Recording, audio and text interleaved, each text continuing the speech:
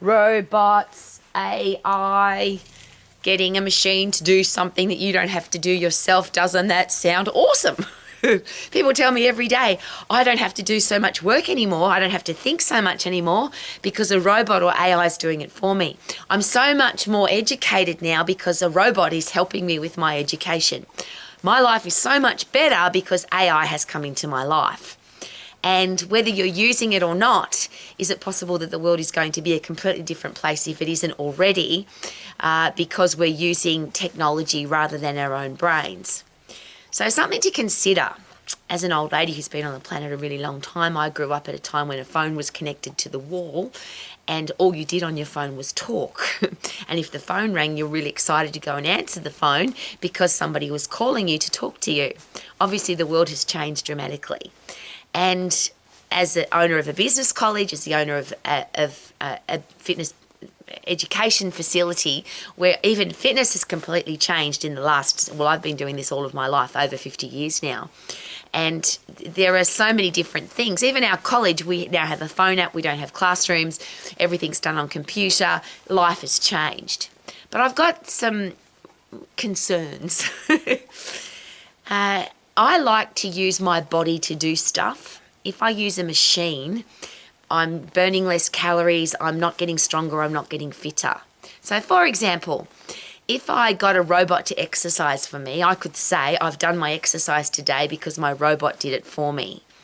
But I'm not going to get the benefit for the exercise because I didn't get a heart rate, I didn't overload my muscles, I didn't strengthen my brain. So I don't get the benefit of the exercise because somebody else did it for me. So if I extend that into, if I get a robot to think for me, what happens to my brain? If you don't use it, you lose it. And it's easy to say, well, I'm getting the robot to do all the menial tasks now that waste my time so that I can put my brain into bigger, better things. But I could say that about gardening, for example. I use a pick and a rake and a wheelbarrow and I work really hard in the garden. It would be much easier to do that with machinery. I could get a small digger, I could get automatic equipment, technology to help me in the garden, but I wouldn't get the benefit of digging, picking, raking, the physical activity of gardening and the fact that I'm out in the fresh air and sunshine. So is it possible that if we give our thought processes to something else to do, a robot's thinking for us, that our brain might rot away? It's just something to consider.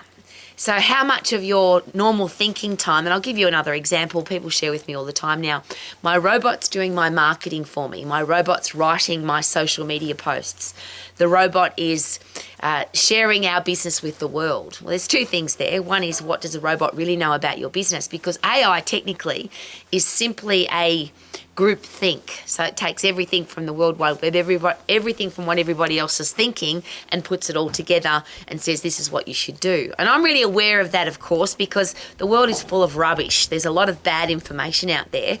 And you'll even see on the AI, when you open it up, it says, be aware that AI could be wrong.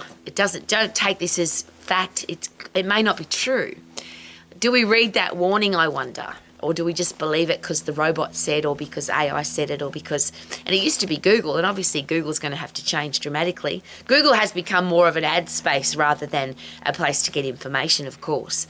But you used to Google something to get information. It didn't mean that it was true, though.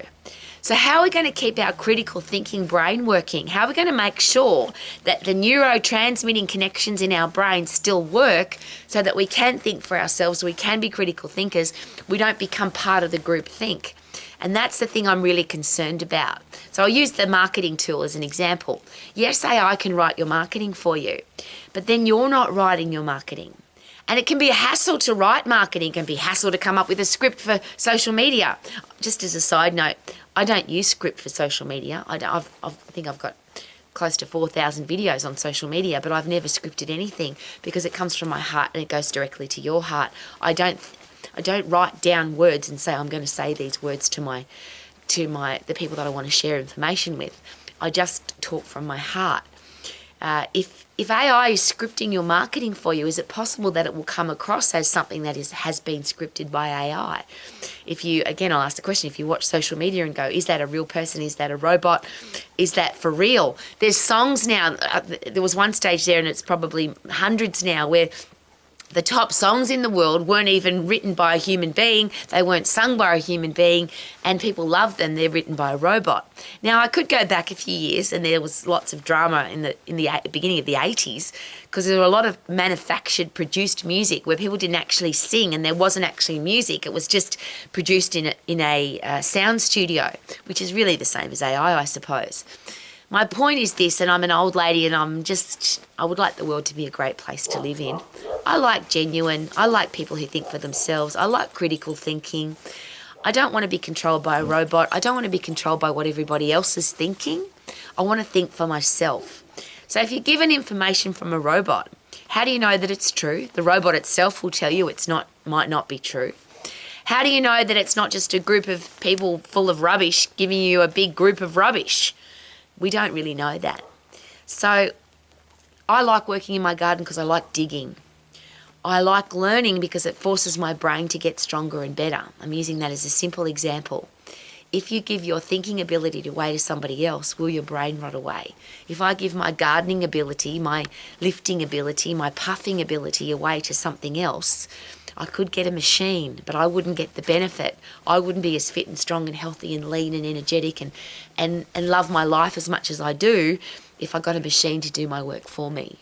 So just something to consider, because we're growing up in a world now, well, our kids are growing up in a world where we have to be aware of everything that's going on. Are robots adding value to our lives? Are we choosing how they add value, or are they detracting value? Are we becoming dumber, softer, weaker? Can't think for ourselves, don't use our brain as much because we're getting a robot to do stuff for us. Just something to consider. I want to be a happy, positive, critically thinking, optimistic, solution-finding woman. And how would my brain do that if I get a robot to do everything for me? If I get somebody to think for me, what will happen to my ability to think? Just something to consider. And this is Rowie, Real Person Rowie. That's my new nickname, Real Rowie. Live your life to the max as a real person, loving your life. Woohoo!